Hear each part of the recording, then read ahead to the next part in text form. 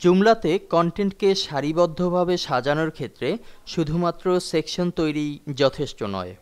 এজন্য আমাদেরকে তৈরি করতে হবে ক্যাটাগরি, যেটি থাকবে সেকশনের অন্তর্ভুক্ত। নতুন করে ক্যাটাগরি তৈরির জন্য আমরা এখন ক্লিক করছি ক্যাটাগরি ম্যানেজার। এখানে আমরা দেখতে পাচ্ছি আগের মতোই অনেক ক্যাটাগরি তৈরি করা অবস্থায় আছে। নতুন করে আমরা যদি ক্যাটাগরি তৈরি করতে চাই তাহলে সেকশন তৈরির মতোই নিউ বাটনে ক্লিক করছি। এখানে টাইটেল হিসেবে ক্যাটাগরির জন্য ক্রিকেট লিখে দিচ্ছি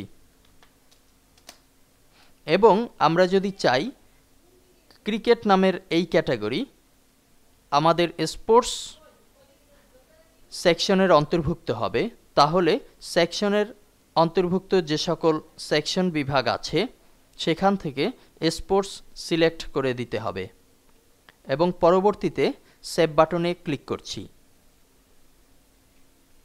এখন আমরা দেখতে পাচ্ছি অন্যান্য ক্যাটাগরির ভেতরে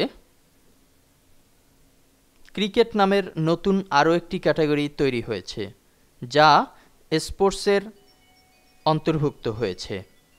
এভাবে করে আমরা আমাদের প্রয়োজন মতো ক্যাটাগরিও তৈরি করে নিতে পারবো।